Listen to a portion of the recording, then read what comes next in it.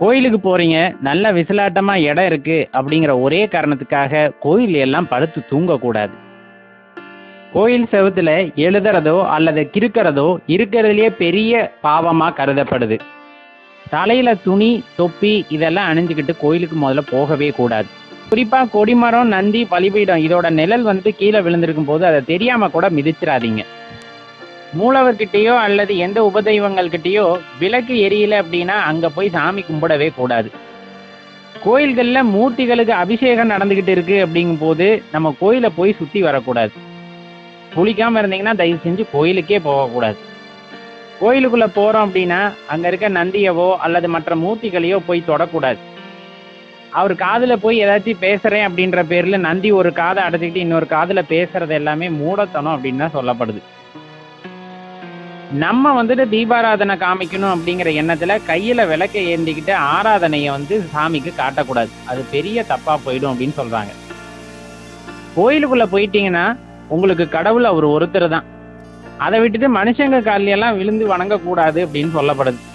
அப்படி மீறி விழுந்து வணங்கணும்னு நினைச்சீங்கன்னா அங்க வர்ற அடியார் பெருமக்களோட திருவடிகள்ல விழுந்து வேணா வணங்கலாம். கோயிலுக்கு போயிட்டு வீட்டுக்கு வரீங்கன்னா வீட்டுக்கு வந்த உடனே கால்களை கழுவக்கூடாது அப்படின்னு சொல்லுவாங்க. அதே மாதிரி கோயில் படிகள்ல போய் உட்காரவே உட்காராதீங்க. சிவபெருமானோட கோயிலுக்கு போறீங்கன்னா கோயில்ல உட்காந்து எந்திரிச்சு வரணும்.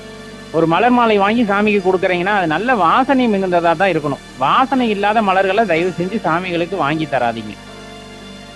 மண் விளக்கு போய் ஏத்துறீங்க அப்படின்னா அது ஏத்துறதுக்கு முன்னாடி நல்லா கழுவிட்டு சுத்தம் செஞ்சதுக்கு அப்புறம் தான் மண் விளக்கு ஏத்தவே செய்யணும். கிரகணத்தப்ப போய் சாமி கும்பிட்றது அப்படிங்கிறது ரொம்பவே தப்பான விஷயம். கோயிலுக்கு போயிட்டு வெளியே வந்ததுமே தர்மம் செய்யக்கூடாது. அதுக்கு போறதுக்கு முன்னாடியே செஞ்சுட்டு போயிடுங்க. புண்ணிய தீர்த்தங்கள்ல போய் குளிக்கிறீங்க அப்படின்னா போனதுமே அந்த தெப்ப குளத்துலயோ அல்லது அந்த தீர்த்தத்திலயோ காலை வச்சிடாதீங்க. முதல்ல அந்த தண்ணி எடுத்து தலையில தெளிச்சுக்குங்க. அதுக்கப்புறம் குளத்துல போயிட்டு குளிக்கிறதுக்கு வாய்ப்பு இருந்தா குளிக்கலாம் அல்லது கால் அலம்பலாம். கோயிலுக்கு போனீங்கன்னா நிதானமா கோயிலை சுத்துங்க. அதை விட்டுட்டு வேக வேகமா நடந்து வரணும் அப்படின்ட்டு எல்லாம் கோயிலை சுத்தாதீங்க. அதுக்கு நம்ம கோயிலை சுத்தாமே இருக்கலாம். வேதனம் செஞ்சுக்கிட்டு இருக்காங்க அப்படிங்கும் போது அப்ப அதை பார்க்கவே கூடாது அப்படின்னு சொல்லப்படுது.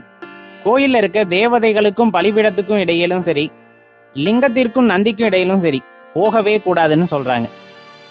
சண்டிகேஸ்வரர் பெருமான் முன்னாடி போய் நின்றுட்டு கையை தயவு செஞ்சு தட்டாதீங்க. இது யாரோ தப்பா சொல்லி கொடுத்துட்டாங்க போல. யாரு போனாலும் கையை தட்டி தட்டி சாமியை கூப்பிடுறது இது இருக்கிறதுலயே பெரிய சிவ குற்றம் அப்படின்னு சொல்லப்படுது.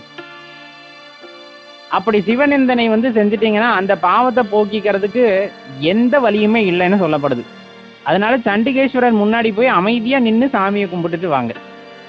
சிவாலயத்துக்கு வந்துட்டீங்கன்னா எல்லா தெய்வங்களை வழிபட்டாலும் வழிபட்டு முடிச்சதுக்கு அப்புறமா கடைசியா நீங்க சண்டிகேஸ்வரரை வழிபட்டா மட்டும்தான் சிவாலய வழிபாடு அப்படிங்கிறதே முழுமை பெறுது.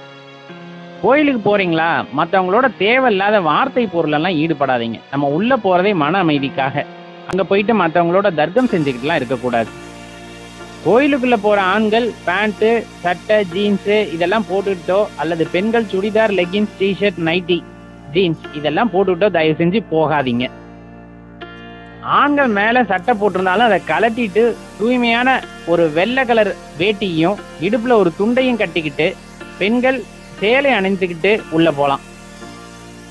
மிக முக்கியமா நெத்தியில திருநீர் பூசிக்கிட்டும் அல்லது திருமண் அணிஞ்சுக்கிட்டும் கோயிலுக்கு போலாம். மனசுல வேற எந்த தேவையில்லாத எண்ணங்களுக்கும் இடம் கொடுக்காதீங்க. அப்படி இருந்தா உள்ள போயும் எந்த பயனும் இருக்கு. மிக முக்கியமா ஒண்ணு சொல்லணும்னா, உள்ளத்துல தூய்மை இல்லாம போலியா ஒரு பக்த வேடத்தை போட்டுக்கிட்டு ஆண்டவன் சன்னதியில ஒருத்தர் போய் நிக்கிறாருன்னா அவருக்கு சின்ன இடம் கூட கோயில்ல கடவுள் கொடுக்க மாட்டாரு அப்படிங்கறத உண்மை. அதனால முழு மனசோட, தெளிவான மனசோட, நல்ல சிந்தனையுள்ள மனசோட உள்ள போய் கடவுள் முன்னாடி நின்று எல்லாரும் நல்லா இருக்கணும்னு வேண்ட அந்த மனசு இருக்கும் போதுதான் நமக்கு எல்லா விதமான பலன்களும் கிடைக்கும் அப்படிங்கிறத ஞாபகத்துல வச்சுக்கோங்க.